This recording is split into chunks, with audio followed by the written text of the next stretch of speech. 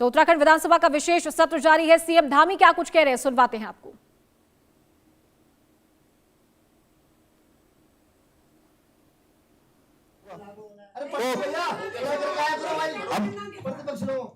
तो दिल्ली पड़ा तुम्हें तो यार वो इसलिए लाया जा रहा है कि 2029 में लागू हो जाए, इसलिए लाया जा रहा था। आज अगर उत्तराखंड में अगर सांसदों की संख्या 5 से बढ़कर 8 हो जाती तो किसी को क्या परेशानी होती जी। इतना क्षेत्र बढ़ गया है, इतना क्षेत्र बढ़ गया है, इतनी जनसंख्या बढ़ गई है, पॉपुलेशन बढ़ गई है। और वैसे भी अगर ये पौड़ी लोकसभा देखा जाए या अल्मोड़ा पिथौरागढ़ लोकसभा देखा जाए तो उसकी लंबाई और भौगोलिक स्थितियां कितनी बियड़ है, कितना दूर दराज का इलाका है। एक सांसद के लिए जाना कितना कठिन होता है, ये वही समझ सकता है जो जाता होगा, जो देखा होगा। तो महोदया, तो सच तो यह है कि ये लोग सच में कभी भी जो है महिलाओं को उनका हक देने के पक्ष में थे ही नहीं, और सिर्फ देश की मातृशक्ति को भ्रमित करने की राजनीति करते आए हैं।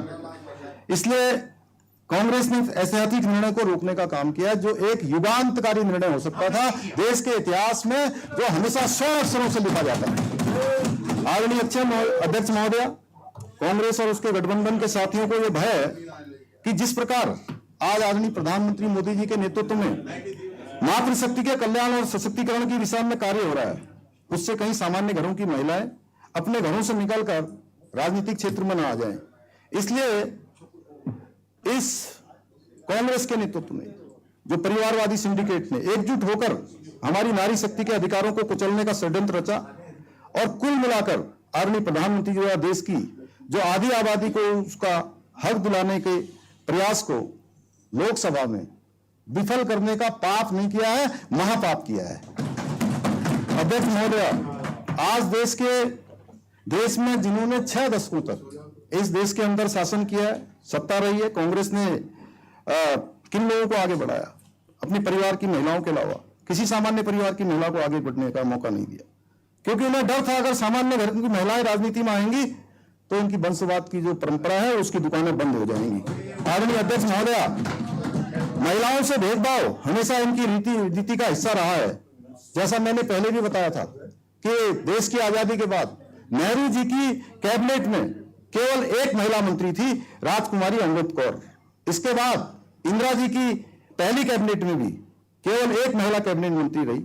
इंदिरा गांधी जी ने एक महिला होते हुए भी कभी किसी दूसरी महिला को आगे आने का कोई मौका नहीं दिया।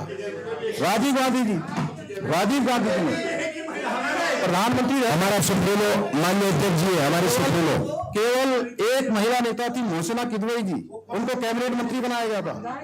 इतना ही नहीं, जो बार बार हमारे कांग्रेस के मित्र कहते हैं कि हमने महिला प्रधानमंत्री दी।